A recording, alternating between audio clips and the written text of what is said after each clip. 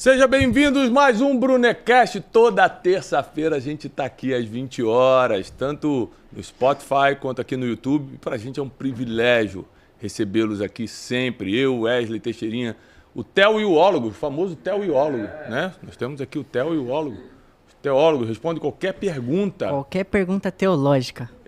Qualquer. Qualquer um. Qualquer Não importa se for milenar, algo de muito milênio. Qualquer coisa a gente né? E o Cariani acabou de voltar do Egito, tá cheio de dúvidas. Pode deixar que eu vou vender uma mentoria para ele. Os epígrafos, toda a revelação. Gente, hoje vai ser muito especial, porque nós vamos falar de um assunto que mudou minha vida, que é disciplina. Mas não só a disciplina de fazer o que tem que ser feito, mas de você também ser chamado a atenção para melhorar o que já está fazendo. Hoje nós vamos conversar com dois grandes especialistas em disciplina, dois homens de resultados fortíssimos nessa área. Um a gente já recebeu aqui, outro a gente está recebendo pela primeira vez. Então eu quero pedir um forte aplauso para Renato Cariani e Júlio Balestrin. Renato Cariani é químico em formação, formado em administração de empresas. E também é um youtuber, talvez o maior do Brasil, em estilo de vida. Então, ele tem vídeos assim... muito inspiracionais para melhorar o teu estilo de vida. E o Júlio é fisiculturista, dá para perceber. Treinador brasileiro, ia chamar ele para uma lutinha ali e já desistia. Falei, não, deixa para outro dia. Considerado um dos maiores treinadores do país. Começou a competir em 2001 e hoje é conhecido por sua definição muscular e pelo trabalho que ele faz nas academias. E é muito importante, gente, a gente escutar de quem tem resultado para ensinar para a gente. Na internet é muita gente que é especialista em fazer nada e dando opinião na vida de todo mundo, né? Então é bom quando a gente escuta gente que tem resultado, gente que é especialista mesmo, né? Hoje nós vamos entrar em assuntos como disciplina, a importância da vida saudável e também eu vou propor aqui um desafio para eles, que 30 dias é muito para o Júlio. Eu vou começar com 15 dias de espiritualidade. 15 dias já tá bom. Já melhorou, já deu uma melhorada. Já é alguma coisa. Né? Vamos começar aqui com uma pesquisa importantíssima. Né? Um estudo de Angela Duckworth, da Universidade de Pensilvânia, demonstrou que a autodisciplina, ou seja, a capacidade de você fazer por você mesmo, é mais benéfica para o sucesso acadêmico e profissional do que o próprio QI que você tem. Vou repetir. A autodisciplina, a capacidade de você fazer por você mesmo, é mais benéfico para o sucesso acadêmico e profissional do que o QI. Então tem muita gente preocupada com o nível de inteligência, mas não sabe que a disciplina supera, segundo as pesquisas, o próprio QI. Como é que a disciplina... Primeiro, sejam muito bem-vindos. Obrigado. Renato veio aqui várias vezes, Júlio a primeira vez. Obrigado, prazer pelo convite.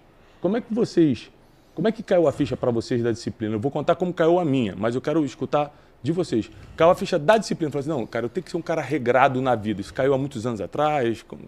Como começou, Júlio? Cara, a disciplina, para o nosso esporte, ela é fundamental. Sem ela, você não consegue conquistar títulos. Uhum. E o fisiculturista sonha em ser campeão. Sonha em se tornar profissional, sonha em ir para o Mr. Olímpia. E quando você olha a jornada de qualquer atleta, o que vai envolver, o principal pilar é a disciplina. Uhum. Então, sem a disciplina, você não consegue construir um físico competitivo. Então, a disciplina começou para você por causa do esporte mesmo, não foi uma ficha que caiu antes. Você começou no esporte e aquilo foi mexendo contigo? Na verdade, foi de acordo com a minha autoestima. Né? Então, tudo começou, eu procurei academia, não tinha ideia de me tornar atleta, mas para melhorar minha autoestima, me sentia muito magro, me sentia fraco, uma postura muito ruim, e eu fui atrás da musculação para ter um porte, ser mais imponente. Já levando em consideração sempre que eu não me achava o cara mais inteligente. Então eu falava, cara, eu preciso ter um atrativo, eu preciso ter ali um cartão de visita. E foi a musculação que eu escolhi para fazer esse cartão de visita. No caso do Wesley, que não tem nem inteligência nem porte físico. Qual seria o caminho? A inteligência, eu sei que ele pode correr atrás até de estudo. O físico já era. Ele está na estatística da Universidade de Pensilvânia. É isso. Ser bem disciplinado. Bom, o físico segundo os especialistas, já era. Vamos tentar pela inteligência agora, Wesley. Vamos tentar o desenvolvimento da inteligência. E para você, Renato, a ficha da disciplina caiu quando? Então, para mim a história é um pouco diferente. Para mim a disciplina veio na dor. Eu tive, quando criança, momentos muito difíceis financeiramente da minha família. Já contei isso algumas vezes em alguns podcasts, mas em resumo, meu pai se aposentou no final da década de 80. Ele se aposentou no meio de um plano econômico, que era o Plano Collor, onde ele foi indexado com um salário mínimo que na época tinha o valor equivalente a R$ 750, e ele teve confiscada a sua rescisão contratual da empresa, de 38 anos na mesma empresa. Minha mãe, como uma pessoa do lar, foi trabalhar como empregada doméstica. Ela sofreu um ataque no sistema nervoso que paralisou parte do corpo dela. Enfim. De repente, eu vi uma família que era muito simples. Meu pai morreu sem ter um carro. Meu pai nunca soube dirigir. Então a gente era de origens muito simples. Meu pai nunca teve um carro, mas era digna de sustentar a sua própria família, de colocar comida na mesa. Eu vi uma família digna recebendo cesta básica para sobreviver. E eu tinha ali meus 10, 11 anos de idade. E aí eu falei, muito jovem, eu não quero isso para mim. Qual é a ferramenta que eu tenho para não passar esse perrengue, para um dia, quando eu for uma pessoa adulta, quando eu tiver uma família, não passar por isso? E aí eu fui me apegando nos estudos. Então, muito jovem, eu comecei a estudar. Então, eu fiz curso técnico aos 14 anos de idade. Passei num dos colégios técnicos mais difíceis da época para passar. Fiz prova para passar. Sempre estudei ali em escola pública. E fui agarrando cada oportunidade, por menor que fosse, eu agarrava como se fosse a minha tábua de salvação para sair daquela situação. E eu acho que a disciplina foi muito ligada a isso. A ambição de ter uma vida mais próspera. E o que mais colaborou para minha disciplina foi que com 16 anos de idade eu entrei numa academia de fisiculturistas. Aí é onde a minha história se assemelha muito com a do Júlio. Eu entrei numa academia que chamava Clube Espartaco de Musculação, que era uma academia de fisiculturistas. E lá eu fui acolhido, apesar de ser um franguinho, eu fui acolhido porque eles viram em mim a minha disciplina em estar lá todos os dias tentando fazer o meu melhor. E aí eu fui acolhido pelos old school e eles me ensinaram muito sobre disciplina. Eu falo que tudo que eu aplico na minha carreira profissional, nas 3 graduações que eu fiz Química, Administração de Empresa, Educação Física, nas pós-graduações que eu fiz, na história que eu tenho como executivo de empresa, toda a aplicabilidade que eu tenho de alta performance e disciplina veio do esporte.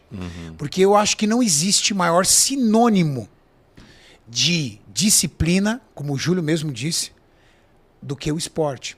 Porque o cara não vence. E atleta, de verdade, ele só tem uma coisa na vida, vencer. Vencer. Ele só quer saber de vencer. A disciplina está ligada à vitória. A regularidade está ligada à vitória. O não errar está ligado à vitória. O abrir mão de uma vida de prazeres curtos está ligado para o atleta à vitória. Ele só quer saber de vencer.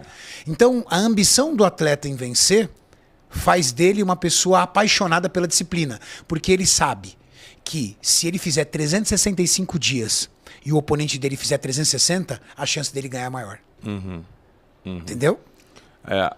Isso aí é impressionante, porque cada um atentou para a disciplina por causa de uma coisa, né? No meu caso, até mostrar uma foto que por acaso eu achei ontem aqui, olha que doideira. Você não achar que eu estou brincando. No meu caso, a disciplina... Olha essa foto aqui. Cara, até hoje eu não acredito que você era gordão, velho. Pra mim você sempre... Não dá pra acreditar, né, Julião? Depois eu vou te Porque mandar pra hoje botar o Thiago na edição. é magrão, cara, assim. Pra mim parece que ele... Vê se dá pra pegar, senão a gente bota na edição. Eu levei minha vida assim até os 40 anos, tenho 44. Caramba. Até os 40 anos de idade, eu não tava nem aí. Ou seja, você já era um Você palestrante. não se ligava nisso. Já. Tem vídeos meus assustadores no YouTube, eu... Gordaço. Com o terno todo aberto, assim. Ou seja, eu tenho 79 quilos hoje, eu cheguei a pesar 107. Eu estava aqui com 107. Então a gente está falando de 27 quilos a mais do que eu estou hoje. E mais novo.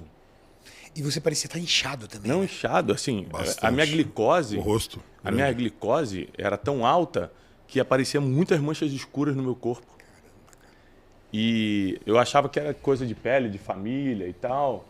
E depois que eu fui descobrir que era glicose, meu colesterol, tudo era muito ruim. Eu passava mal direto. Eu subia para dar palestra, começava a ficar ofegante assim, ó. Aí eu dava tipo um aceleramento cardíaco. Eu achava que era um ataque de pânico, mas não era saúde mesmo. E aí, com 40 anos de idade, minha mãe faleceu.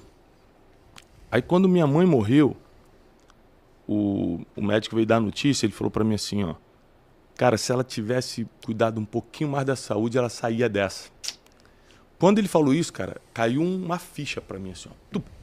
A partir de hoje, eu vou ser extremamente disciplinado, porque tipo assim, se eu tiver uma chance de sobreviver, eu quero sobreviver. Eu não quero ter uma chance e por causa da minha saúde eu não sobreviver. E a partir desse dia eu comecei a levar a sério o que eu comia, horário de dormir, ir para academia, né? Não treino para ficar forte, mas vou regularmente, 2 vezes, 3 vezes por semana às vezes. E nunca mais errei nisso, cara. Nunca, assim, não tem chance nenhuma de eu comer tarde da noite, de eu ficar a noite acordado sem dormir, de eu não dormir 7 horas no mínimo, sabe? De eu não ter uma alimentação boa, não tem chance nenhuma. Com 40 anos de idade, eu despertei há 4 anos e estou levando uma vida saudável. Então, no meu caso, foi a dor da perda. Eu perdi alguém e falou, cara, isso é ruim demais, eu não quero para mim. Eu não quero dar essa dor para meus filhos, né? Porque perder minha mãe para mim foi muito doloroso. A gente era muito próximo. Falei assim, então eu vou mudar. E isso mudou o jogo para mim também, cara. Por quê? Mudando a minha saúde, mudou minha autoestima. Mudando minha autoestima, mudou minha autoconfiança. Mudando minha autoconfiança, mudou meu posicionamento. Aí, uma reação em cadeia. Cara, né? foi em cadeia. Aí eu comecei a crescer muito mais. Sim. Aí tem um ditado popular que diz que beleza vende, né? Não é que a gente é bonito, mas é que só de a gente ser saudável, as pessoas confiam mais no que a gente está vendendo. Um físico estético. Cara, é impressionante. E assim, quando você não tem a sua autoestima bem tratada, o seu posicionamento é um posicionamento inferior. Claro, concordo. E você, talvez nesse primeiro momento a pessoa nem concorde, mas isso não é intencional. Você nem percebe. Agora... É subconsciente. É subconsciente. Agora, quando a tua saúde está melhor, o seu cérebro funciona melhor. Porque não dá para descolar o cérebro do restante do corpo. Então, se você se entope de açúcar, se você se entope de álcool, se você se entope de cafeína, se você toma remédio para dormir, remédio para acordar, tudo isso impacta mais no cérebro do que no restante. Então, quando você come demais à noite, no outro dia de manhã, isso é científico, não sou eu que estou inventando. Se você comer demais à noite, no outro dia pela manhã, você vai ter uma improdutividade maior. Se você pela manhã come muito açúcar ou farinha refinada, por exemplo, vai lá e come 2, 3 pães franceses, você vai ter uma produtividade mais baixa. Porque os picos de um hormônio chamado insulina no seu corpo faz com que você tenha uma região que a gente chama do vale no que diz respeito à glicose, e aí você vai baixando cada vez mais a sua energia.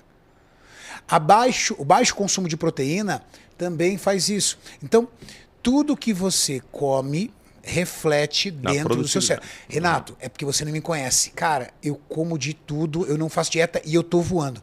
Imagina se você fizesse dieta. Se você acha que você está voando agora, se você tivesse uma alimentação saudável, meu irmão, você tinha conquistado o mundo já. Qual a explicação, por exemplo, uma coisa que melhorou muito na minha vida? Quando eu decidi jantar cedo e não comer mais nada. Então, geralmente, hoje eu janto entre 6h30 e 7 horas, no máximo 7, no máximo, mas 6h30 é meu horário, e não como mais nada. E você vai comer no outro dia que horas? Aí no outro dia, a hora que eu acordo, 7 horas da manhã, 6h30 da manhã, vou explicar para você. Eu como ovo. Todos nós Cara, temos... durmo muito melhor. Não é só o dormir. Todos nós temos um relógio biológico que se chama ciclo circadiano. Você, Brunet, foi criado para dormir à noite, ficar acordado de dia. O seu corpo foi criado para ter um período certo de horário para alimentação e uma quantidade de alimento. Nós é que mudamos isso. Por exemplo, quando chega à noite, o escurecer aumenta a produção de um hormônio chamado melatonina, que é o hormônio responsável pelo sono. Você começa a baixar um outro hormônio chamado cortisol, que é o hormônio que te mantém alerta. Quando acorda e o sol nasce, a luz pode ser solar ou do próprio ambiente artificial, começa a cortar os hormônios do sono e aumentar os hormônios da euforia para te acordar. Você tem hormônios de testosterona e outros hormônios de construção muscular e de tecidos que são em picos durante o dia para você ter horários para fazer atividade física. E você tem uma forma correta de se alimentar. Pelos estudos, entre 8 a 10 horas da manhã até 7 horas da noite é o melhor período para você se alimentar. Você tem melhor produção enzimática, você tem um melhor sistema digestivo, você tem um melhor aproveitamento desse alimento e à noite você tem um sistema digestivo mais vazio para ter um sono mais tranquilo. Afinal de contas, à noite a sua máquina reduz o metabolismo para entrar em setup, para ela começar a sofrer manutenção. Se você tem um monte de comida ali para digerir, esse setup, ou seja, está atrapalhando, ela continua trabalhando. E esse continuar trabalhando gera efeitos colaterais. Então, comer mais cedo, se alimentar dentro do ciclo circadiano, respeitar o sono noturno quando você pode, porque você trabalha à noite, você tem que pagar conta. A gente está falando disso do mundo ideal, né? E o mundo ideal nem sempre é o nosso mundo. Eu trabalhei muito à noite. Dormir à noite, respeitar a noite de sono e ter a atividade física durante o dia, não à noite. O melhor horário para você fazer atividade física é de dia, não é de noite. Porque Pela você manhã. dá picos, né, Julião? Opa, muito importante você matar o leão pela manhã, né? Uma atividade de maior intensidade, onde você precisa de um nível maior de energia, com certeza vai ser a academia. Você já tem uma liberação de endorfinas ali, e dali o seu dia se torna muito mais produtivo. Você tem um humor melhorado, você tem a regulação do apetite, você tem a regulação do sono. Então tudo contribui para você ter uma vida melhor. Uma coisa que eu percebo, por exemplo, quando você vai na academia, você ganha uma força mental de falar o seguinte: hoje eu não vou comer besteira nenhuma, eu já malhei, já treinei, não vou estragar o dia não. Então assim, até psicologicamente você fica mais protegido. Agora uma pergunta, Júlio. O que eu noto nos atletas é que eles têm uma capacidade que o ser humano comum não tem, de ter um orgulho baixo para ser chamado a atenção. Por exemplo, se você chama a atenção de um ser humano comum, ele fica revoltado contigo, fala: pô, cara, você está fazendo errado isso aí. O atleta, ele gosta de ser chamado a atenção, principalmente por quem tem autoridade para isso, o técnico, o personal trainer, dependendo do esporte do cara, porque ele sabe que ali ele está melhorando. Então, eu já entrevistei aqui muitos jogadores de futebol, eles sempre falam isso: cara, o sonho da gente é que o técnico corrija a gente, para a gente estar melhorando. Eu, quando comecei a treinar sem personal trainer, quase destruí minhas costas, porque eu achei que estava puxando peso errado. Então, o atleta ele tem esse ego menor a ponto de respeitar a repreensão de um técnico, de um personal trainer, baixar a cabeça e falar: é isso mesmo? Ele tem realmente isso ou é uma impressão minha? Olha, eu não sei nos outros esportes, eu vou falar do meu esporte. No fisiculturismo a gente tem um problema muito grande com ego e vaidade. Você tem ali a corpolatria, que é o culto ao corpo. Então não é só não está criticando ali a forma como o atleta joga, dependendo da modalidade. Eu estou falando aqui da forma ao qual você se exibe, né? Então estou falando propriamente dito da sua imagem, do seu corpo. Então alguns atletas aceitam, alguns atletas acabam não aceitando bem essas críticas. Os campeões aceitam, gente. Exato. Os melhores aceitam, os verdadeiros campeões aceitam. Agora você tem aqueles que vão realmente ficar sentidos. Porque é aquela coisa, né? Se eu chegar para você e falar: Thiago, você engordou. Eu tenho certeza que eu mexi com o seu ego. Por quê? Porque você já foi gordo. Então qualquer coisa, menos gordo. Então quando você chega para um atleta e fala: nossa, você diminuiu, você perdeu o volume, você está com esse agrupamento deficitário, esse atleta, se ele não for um cara que tem ali uma mente evoluída, que está ali com um propósito realmente de ser o campeão, ele não vai olhar com bons olhos para essa sua atitude. Mas uma coisa, Julião, que o Thiago falou, e tem total sentido. Você pode ver, independente do ego, que é muito comum entre grandes atletas de várias modalidades. Sim, eu imagino como deve ser difícil você tentar mentorar, por exemplo, um cara do nível do Cristiano Ronaldo. Como deve ser difícil você mentorar, por exemplo, um cara do tamanho do Michael Jordan, porque os feitos dele são tão poderosos que é difícil alguém chegar nele. E um nível de disciplina absurdo também, né? E de resultados, né? Nossa. Mas, Julião, mesmo assim, até no nosso esporte, quando o cara decide começar uma preparação, ele sempre escolhe um treinador. Exato. Ele nunca treina sozinho. Vindo Mentor. literalmente de encontro com o que você falou. Até no nosso esporte, que é um esporte que cultua o corpo, quando ele começa uma competição, ele seleciona um treinador, ou seja, ele seleciona um mestre. Ele seleciona um mestre. Por quê? Porque o desejo de vencer sobrepõe a vaidade. Boa. O desejo de vencer sobrepõe a vaidade. E isso é um ensinamento para todos nós. Todo ser humano que se preze, ele tem um fundo de vaidade. Eu tenho, você tem, todos nós temos. Afinal de contas, todos os dias quando a gente acorda e quando a gente construiu algo de positivo nas nossas vidas, a gente se orgulha disso. É até uma forma de ter gratidão pelo que você conquistou. O grande jogo é você não permitir que a vaidade te impeça de ser treinável. Boa. Nas vezes, eu, por exemplo, eu me orgulho muito, o Júlio sabe disso, todo mundo reconhece, eu sou um cara absolutamente treinável. Muito. Se eu não entendo disso, a maior parte do tempo eu vou ficar em silêncio ouvindo, Thiago. Porque eu quero entender, aprender e aplicar para eu poder performar melhor. Por quê? Porque eu sou viciado em resultados. Eu prefiro baixar minha orelha para você, no momento que eu reconheço a sua autoridade. Claro. Absorver. Não é pra qualquer um. Não, porque senão eu vou fazer cagada. É lógico. Absorver e aí fala assim, amanhã meu game já vai subir de nível, já passo para a próxima fase. Permitir com que o ego não impeça você de ser uma pessoa treinável é a melhor forma de você dizer, eu controlo o meu ego. Eu me tornei mais especialista quando eu recorri a treinadores internacionais para poder aumentar ali o meu leque de possibilidades como treinador e como atleta. Isso dá muito certo em qualquer modalidade. Esse nível de experiência que você tem sendo mentorado por pessoas mais experientes ou tão experientes quanto você, leva você para o próximo nível. Porque, independente se você saiba ou não, dentro do nosso esporte, nós temos diferentes estratégias para se atingir o mesmo objetivo.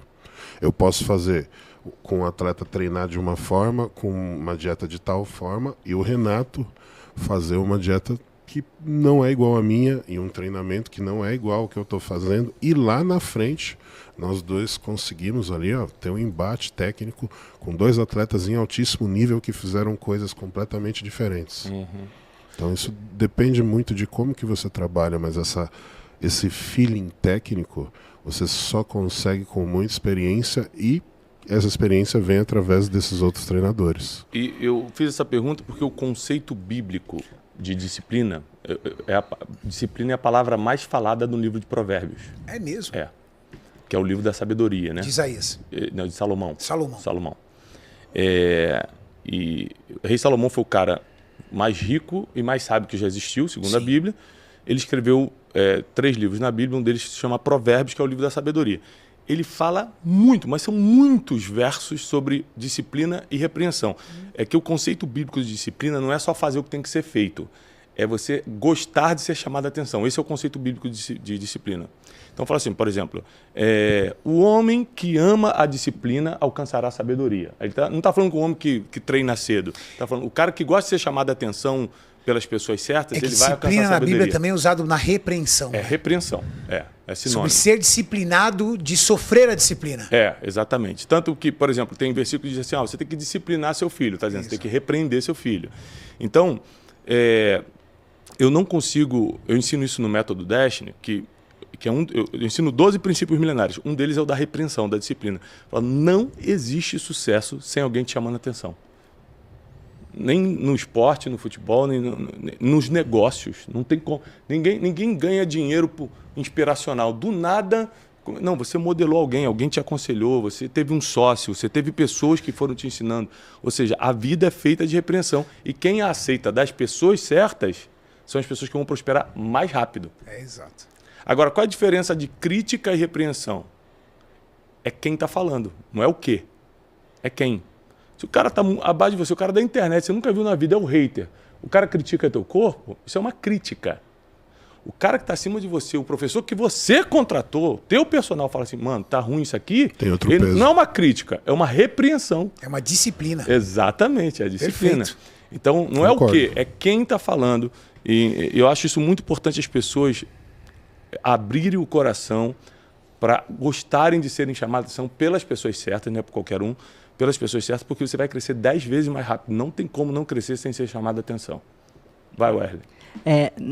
Explica pra gente qual que é a importância na prática, no esporte de vocês, de ter alguém junto ali. Porque eu confesso que algumas vezes na academia eu pesquisei o exercício ali no YouTube e falei, não, tô fazendo certo, e no final das contas o cara veio e, cara, você tá fazendo errado. Qual que é a importância de ter alguém do lado? Todo mundo precisa ter um acompanhante ali do lado ou só atletas? Rapidinho, só uma pergunta. Deixa eu só te fazer uma pergunta antes. Você vai na academia? Não como eu gostaria. Não, vem cá, deixa o pessoal te ver. Deixa eu vir cá. Nós vamos processar essa academia. Pode passar aqui, ó. Aí ele tá falando que vai na academia. Nós vamos processar a academia, porque se a gente avalia o shape aí. Ele tá indo há 4 anos. Quer que avalie o shape dele? Tira a camisa aí, ó. Saca aí, Tira a cara. camisa que a gente avalia agora. Qual a importância de ter essa pessoa que nem o Wesley falou? Olha, eu vou te falar. É a mesma importância que você precisa ter quando você vai começar a ler e escrever. Você precisa de um professor. Tem como você ser um autodidata? Tem, mas é muito difícil você conseguir A chance de errar esse muito nível maior. de conhecimento sozinho. Então, essa pessoa ela vai conseguir auxiliar você para poder traçar esse trajeto de forma mais rápida e principalmente eficiente. Ter um professor do lado vai trazer a eficiência necessária para você adquirir o conhecimento básico sobre postura, sobre técnica de execução, sobre cadência, sobre progressão de carga, que são princípios básicos da musculação. Se você não consegue associar todos esses princípios básicos, você não consegue o máximo de resultado. Por isso que você vê tanta gente na academia, mas muito pouco resultado. Agora, uma pergunta técnica, uma dúvida minha sobre musculação. Por que é tão mais difícil ganhar massa muscular na perna? É um sofrimento para fazer e nunca Tem cresce. que fazer força, cara. Aí é doideira. Tem que fazer Mas força. é anatômico também, né, Julião? É Cara, que anatômico, doideira. mas é dolorido, né, tiozão? Mas é o treino mais difícil, é difícil disparado. anatômico. Mas, ó, E nunca cresce a perna? falando Rapaz, sobre disciplina e treino, toda vez que você perguntar sobre treino, você vai olhar, vai me ver olhando pro Júlio. Sabe por quê? Porque o Júlio é a minha autoridade no treino. E então, toda vez que eu e o Júlio está treinando, e a gente falando sobre disciplina, se eu tiver eu e o Júlio e mais uma pessoa, e o Júlio for treinar, eu dou um passo para trás e é o Júlio quem treina. Por quê? Porque ele é uma autoridade para mim. Então, uma coisa muito importante sobre disciplina, na minha visão, é reconhecer autoridades. Bom, E como é que você reconhece autoridades? muito bom. Currículo. Currículo é importante, seus feitos. Quais são os seus feitos? Claro. Segundo, aplicação prática. Essa pessoa aplica na vida dela aquilo que ela aprendeu? Ou diga o que eu faço? Não. Faça o que eu digo, mas não faça o que eu faço. E terceiro, na minha visão, que também é super importante, a capacidade que essa pessoa tem de reproduzir esse ensinamento. Ensinar. Né? Porque tem gente que tem muito conhecimento acumulado, mas ela não consegue passa, passar. E não é nem, às vezes, é inerente nela, é a incapacidade disso. E o Júlio, de todos os treinadores que eu conheci, e você está diante de um dos maiores treinadores do mundo, tá? O Júlio, ele é respeitado no mundo como um dos maiores do mundo. O Júlio, ele tem uma estratégia que toda vez que alguém treina com ele é uma experiência. A pessoa vira e fala assim, o Thiago Nigo, por exemplo. Primeira vez que o Thiago treinou com o Júlio, ele falou assim, meu irmão, nunca vi isso na minha vida. Porque ele aprendeu coisas que ele repetia errado a vida inteira. Então, eu acho que a disciplina é isso também. É você aprender a identificar no seu microambiente, ou seja, a quem você pode acessar, quem são as pessoas que te ajudam muito. Eu sempre tive bons chefes, Thiago. Ó, o melhor lugar para você trabalhar não é na multinacional tal, não é aquela que oferece o melhor PLR, não é aquela que tem o melhor cafezinho, é aquela que tem o melhor chefe. Porque o seu imediato é o seu mentor. O seu chefe está disposto a te ensinar tudo. Toda vez que eu estou num podcast eu repito isso. O melhor chefe que eu tive se chama Pedrinho, aposentado hoje. O filho dele, inclusive, assiste nosso podcast, porque ele de vez em quando comenta.